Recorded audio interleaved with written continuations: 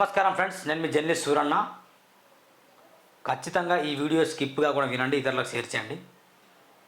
హైదరాబాద్లో విపరీతంగా స్కాములు జరుగుతున్నాయి. హైదరాబాద్లో జరుగుతున్న స్కాముల్ని ప్రతిరోజు బయట పెడుతున్నా. ముఖ్యంగా ఇల్లీగల్ కన్స్ట్రక్షన్ వల్ల ప్రభుత్వ అధికారుల జేబుల్లో కొన్ని కోట్లు వెళ్తుంది. ఏసీబీ రైడ్స్ చేసినా కూడా ప్రభుత్వ అధికారుల తీరు మాత్రం మారట్లేదు.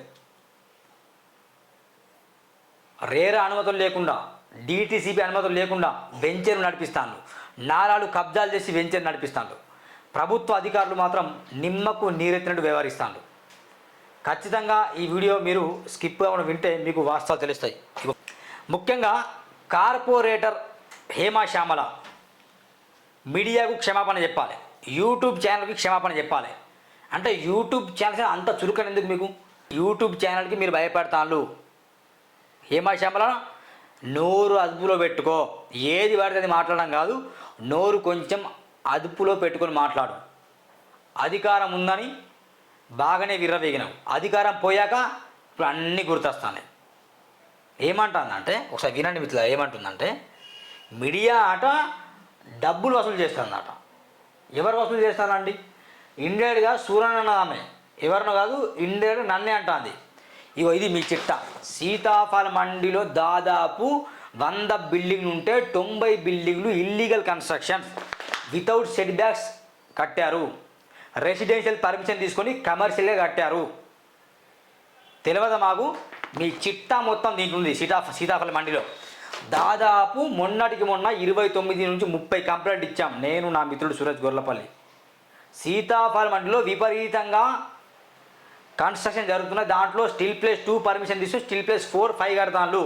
మరి అప్పుడు ఏం చేశారు హేమా శ్యామల? తప్పు కదా, ప్రభుత్వ ఆదాయాన్ని గండి కొడతాను కదా, ఓనర్లారా బిల్డర్లారా అట్లా కట్టకండి ఇప్పుడు వాళ్ళకి చెప్పినావా? చెప్పడానికి చేతగాలే. నువ్వేమంటున్నావు? మీడియా వాళ్ళు వస్తానట, డబ్బులు వసూలు చేస్తారట, బెదిరిస్తానట. ఎవరు బెదిరించారు చెప్పండి. ఇక కూడా ఈనండి ఈ మాట. ఇప్పుడు మా ఏరియాలో మీకు తెలిసి సికింద్రాబాద్ ఏరియా అంటే మాక్సిమం స్లమ్ ఏరియా ఉంటుంది. అక్కడ కన్స్ట్రక్షన్స్ కూడా కొద్దిగా లిబర్టీ బేసెస్ కూడా నడుస్తూ ఉంటాయి.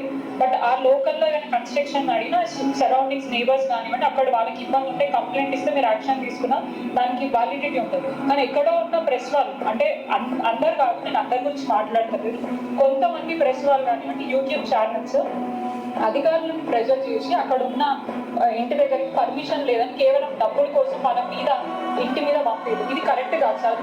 ఇది మరి ఏది కరెక్ట్ హేమా శ్యామల? ఏది కరెక్ట్ చెప్పమ్మా, చెప్పక్క, చెప్పు తల్లి, ఏది కరెక్ట్?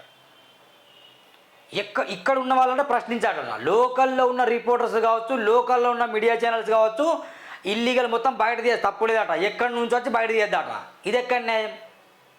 అంటే రాజ్యాంగం నీకోటి ఉంది, రాజ్యాంగం నాకోటి ఉంది, రాజ్యాంగం జెడ్సీ కోటి ఉంది, రాజ్యాంగం డీసీపీ కోటి ఉంది. అందరికీ డిఫరెంట్ రాజ్యాంగాలు ఉన్నాయా, లేకపోతే ఒకటే రాజ్యాంగం ఉంది అందరికీ? గుజరాత్లో పుట్టిన మోడీ ఇప్పుడు ఢిల్లీలో లేడా? కొడంగల్లో పుట్టిన రేవంత్ రెడ్డి ఇప్పుడు హైదరాబాద్లో లేడా? ఎక్కడ పుట్టామన్నది ముఖ్యం కాదు, మనం ఏం చేస్తున్నాం అన్నది ముఖ్యం. హేమా శ్యామల దయచేసి కొంచెం బుర్ర పెట్టి ఆలోచించు. ఏమంటుంది? లోకల్లో ఉన్న రిపోర్టర్స్ అట ప్రశ్నించద్దట, అవుట్ సైడ్ రిపోర్టర్స్ అట ప్రశ్నించకూడదట. ఎందుకు ప్రశ్నించద్దు? బరాబర్ ప్రశ్నిస్తారు. మేడ్చల్ మల్కాజ్గిరి జిల్లాలో ఉన్న రిపోర్టర్స్ సీతాఫల మండలిలో వచ్చి ప్రశ్నిస్తారు. అబ్దుల్లాపూర్ మెట్ రంగారెడ్డి జిల్లా అతడు చివరున్న అక్కడ ఉన్న రిపోర్టర్స్ వచ్చి కూడా సీతాఫల మండలిలో జరుగుతున్న అవినీతిని ప్రశ్నిస్తారు. ఎందుకు ప్రశ్నించరు? వాళ్ళు మనుషులు కాదా? వాళ్ళు రిపోర్టర్స్ కాదా? బరాబర్ అవినీతిని తీస్తారు, బయట తీస్తారు. దానికి మీరు ఏం చేయాలి? సమాధానం చెప్పాలి. సమాధానం చెప్పే దమ్ము లేక మీరు సాకులు చెప్తాను. అక్కడ గద్వాల్ విజయలక్ష్మి దగ్గర అందరికీ అది మాకు బాగా తెలుసు. ఎన్నో బిల్డింగ్లు అక్రమంగా నడుస్తున్నాయని చెప్పేసి ఫిర్యాదులు చేస్తే వసూళ్ళు చేసుకున్న ఘనత మీ కార్పొరేటర్లది. నాట్ ఓన్లీ యూ, నిన్నొకటి అంటే హైదరాబాద్లో ఉన్న ప్రతి కార్పొరేటర్లో 100 మంది కార్పొరేటర్లు, దాంట్లో 99 మంది అవినీతి పరులే. నోట్ దిస్ పాయింట్, ఖచ్చితంగా చెప్తున్నాను నేను. దాంట్లో నో డౌట్. ఒక బిల్డింగ్ కడితే ఆ బిల్డింగ్ దగ్గర 3 లక్షలు వసూలు చేస్తారు కార్పొరేటర్లు. 3 లక్షలు ఓనర్లను బిల్డర్లను పిండుతారు. ఇట్లా నేను కార్పొరేటర్ని, లోకల్ కార్పొరేటర్ నాకు డబ్బులు ఇవ్వమని చెప్తారు. వాళ్ళ డబ్బులు ఇస్తారు, బరాబర్ ఇస్తారు. Additional ACP, assistant city plan వాళ్ళ డబ్బులు ఇస్తారు. టౌన్ ప్లానింగ్ వాళ్ళ డబ్బులు ఇస్తారు. చైర్మన్ డబ్బులు ఇస్తారు. ఇవ్వరా ఇవ్వరా? ప్రమాణం చెప్పు. నేను చేసిన ప్రమాణం భారత రాజ్యాంగ ప్రమాణం చెప్తున్నా. ఖచ్చితంగా ఒక బిల్డర్ కావచ్చు, ఒక ఓనర్ని కావచ్చు, ఖచ్చితంగా ముంచేది ఈ కార్పొరేటర్లే. ఇంకా ఈ కార్పొరేటర్లు వచ్చేసి శుద్ధపుత మాటలు చెప్తారు. మాది స్లమ్ ఏరియా, మాది సికింద్రాబాదు, మా దానిలో పేదవాళ్ళు బాగుంటారు, కడతారు, వాళ్ళ దగ్గర రిపోర్టర్లు వస్తారు, డబ్బులు డిమాండ్ చేస్తారట, డబ్బులు ఇవ్వకపోతే అధికారుల దగ్గర వెళ్తారట, నోటీసులు పంపిస్తారట. అధికారుల నేను వెళ్ళిన మిత్రులారా గమనించండి. జడ్సీ జోనల్ కమిషనర్ ప్రస్తుతం సికింద్రాబాద్ రవికిరణ్ గారి దగ్గర వెళ్ళి ఎన్నో ఫిర్యాదులు పెట్టా. సీతాఫల్ మండలిలో జరుగుతున్న స్కామ్లన్నీ బయట తీసా. కొన్ని బిల్డింగ్లు డిమాలిషన్ కూడా చేయించాను. బరాబర్ చేపిస్తాను. తప్పేంటి? మీరు ప్రభుత్వ ఆదాయాన్ని గండి కొట్టచ్చు. మరి ఇదే హేమశ్యామల్ గారు ఎప్పుడన్నా ప్రశ్నించారు ఇట్లా? 2 ఫ్లోర్లు పర్మిషన్ తీసుకున్నాండి, 5 ఫ్లోర్లు ఎందుకు కడతానండి, తప్పు కదా అండి అని ఎప్పుడన్నా ప్రశ్నించామా? 2 ఫ్లోర్లకు జిఎస్ఎంసీ కొంత అమౌంట్ కట్టాలి. మరి మిగతా ఫ్లోర్లకు ఎవరు కడతారు? మీరు కడతారా? అవు శ్యామల గారు, మీ జేబులోకి మీరు కడతారా? అటు మీరు కట్టరు, వాళ్ళు కట్టరు. ప్రభుత్వ ఆదాయానికి మొత్తం గండి కొడతారు మీరు. 2 పర్మిషన్ తీసుకొని 4 ఫ్లోర్లు కడితే ప్రభుత్వ ఆదాయాన్ని గండి పడదా? అలాంటి కొన్ని వందల బిల్డింగ్లు సీతాఫలం అండి మీ డివిజన్లో ఉన్నాయి. అవు మేడం, అక్క, మీ డివిజన్లు ఉన్నాయి. మీ కళ్ళు పెద్దగా చేసుకొని చూడండి ఎన్ని అక్రమాలు బయటపడతాయో. ఒక్కసారి ఆ మార్కెట్ ఏరియాలో, ఆ స్లమ్ ఏరియాలో మీరు చెప్పుకున్న గల్లీలో మొత్తం కళ్ళు పెద్దగా చేసి చూడండి, విపరీతంగా అవినీతి కనిపిస్తుంది. ఒక విషయం చెప్తా, రెసిడెన్షియల్ పర్మిషన్ తీసుకొని కమర్షియల్ బిల్డింగ్ కట్టరా? ఇంటి నిర్మాణం కోసం పర్మిషన్ తీసుకొని స్కూల్స్, హాస్పిటల్స్, ప్రైవేట్ సెక్టార్స్ సంబంధించిన కంపెనీస్ అందులో లేవా? చెప్పు. సీతాఫలం వంటి కార్పొరేటర్ హేమశ్యామల్ చెప్పు, సమానం చెప్పాలి.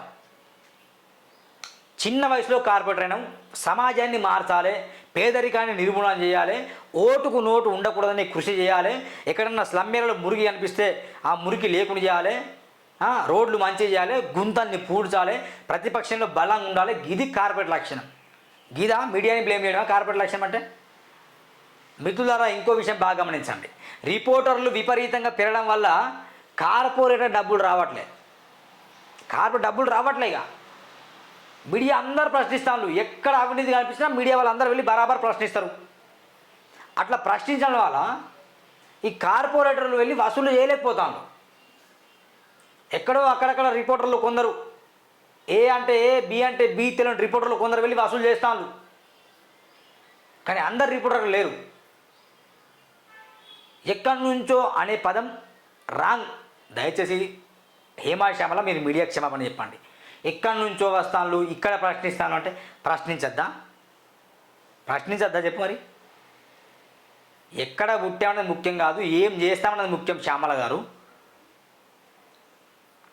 ఇదే బిల్డర్లు, ఇదే ఓనర్లు నిజంగా మీ ఏరియాలో పేదవాళ్ళు ఉంటే ఇదే బిల్డర్లు, ఇదే ఓనర్లకు వాళ్ళెట్లా ఇల్లు కట్టమని చెప్తారు? నిజంగా వాళ్ళ ఏరియాలో చాలా పేదవాళ్ళట. 2 ఫ్లోర్లు పర్మిషన్ తీసుకొని 5 ఫ్లోర్లు కడతారట. వీళ్ళు పేదవాళ్ళ? ప్రభుత్వ నియమ నిబంధనలు 168 జీవోకు విరుద్ధంగా, ప్రభుత్వ నియమ నిబంధనలకు విరుద్ధంగా వాళ్ళు సెట్ బ్యాక్స్ లేకుండా ఇల్లులు కడతారు. వాళ్ళు పేదవాళ్ళ?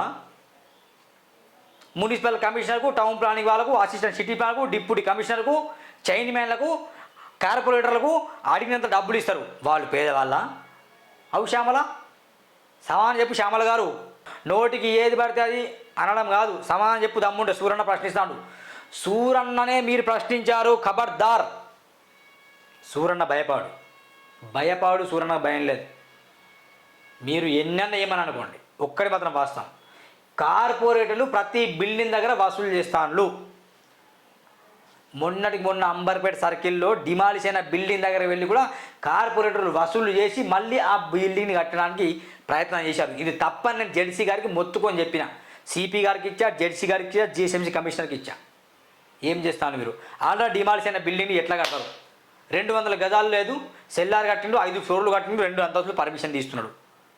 ఎట్లా అని ప్రశ్నించా. నోరు మెదపరు, సమాధానం లేదు. 170 పై ఫిర్యాదులు ఇచ్చిన ఏ బిల్డింగ్కి నోటీసులు పంపడం, ఏ బిల్డింగ్ డిమాలిషన్ చేయరు, కనీసం సీజ్ కూడా చేయరు. ఎందుకు చేయరు? ఇదే ఇక వసూలు దందా వాళ్ళది, కార్పొరేటర్లది, అందరిది వసూలు దందా. చాలామంది ఓనర్లు మాకు కాల్ చేసినారు, సూరన్న మీరు కంప్లైంట్ ఇచ్చారు కదా, ఎంత కావాలో చెప్పని. నేను కంప్లైంట్ బరాబర్ ఇస్తానని చెప్పిన. బరాబర్ కంప్లైంట్ ఇస్తాను. సురాణ మీకు ఏం కావాలి చెప్పండి ఇస్తామని చెప్పిండు. ఆ వాసవి ఆనందాన్ని నేను ప్రశ్నిస్తే 10 కోట్ల ఇన్ఫర్మేషన్ పంపిండు. భయపడనా? మళ్ళీ ప్రశ్నిస్తున్నా.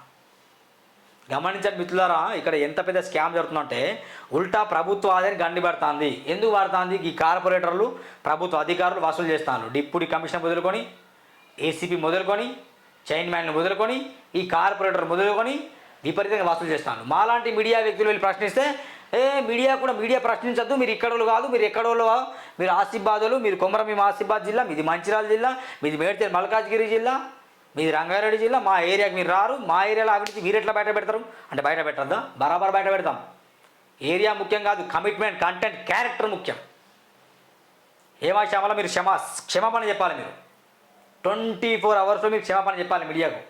మీ ఏరియాలో ఇంకా రేపటి నుంచి ఇంకా 100 పీరియడ్లు ఇస్తాం మేము.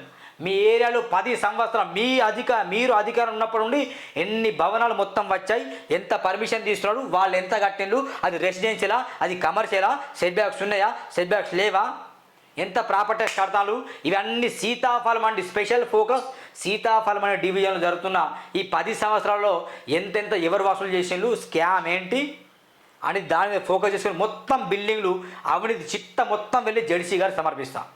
అప్పుడు మీరు రండి డిబేట్కి మాతో. నిజం కాదా? 2 ఫ్లోర్ల పర్మిషన్ తీసుకొని 4-5 ఫ్లోర్లు కట్టిన నిజం కాదా? సెట్ బ్యాక్స్ కట్టిన నిజం కాదా?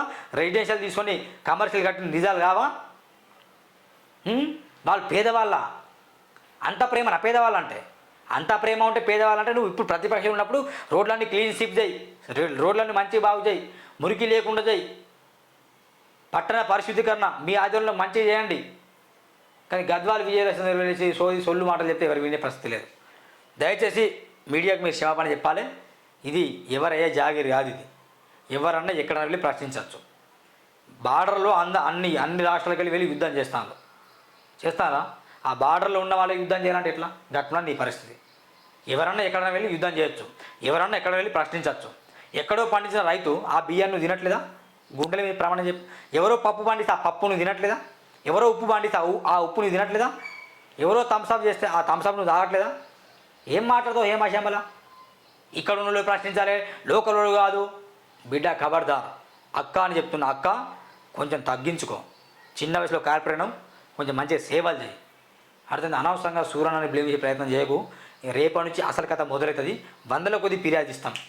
ఎట్లా సీజ్ చేయాలో చూస్తాం. అధికారుల కంటే దగ్గర నుండి నోటీసులు పంపిస్తాం, బరాబర్ పంపిస్తాం. 100ల కొద్ది పంపిస్తాం. ఆ అధికారుల మొత్తం అవినీతి బయట తీస్తాం. మేము అధికారులు సపోర్ట్ చేస్తున్నాం. ఈ అధికారులు ఎంత దోచుకుంటారో వాళ్ళ గురించి నువ్వు మాట్లాడవు. ఏసీపీ కావచ్చు, చైర్మన్లు కావచ్చు, టౌన్ ప్లానింగ్ వాళ్ళు ఎంత దోచుకుంటారో అది మాట్లాడవు. వాళ్ళు చేస్తున్న స్కామ్ల గురించి మాట్లాడవు. ఎంత బిల్లు వస్తుందో ఆ బిల్లులు ఏం చేస్తారో అవి మాట్లాడవు. రిపోర్టర్ల గురించి నువ్వు మాట్లాడతావు. ఉండాలి కొంచెం. నా మెదడులో పెండ ఉందా ఏమైనా ఉందా ఆలోచించు కొంచెం.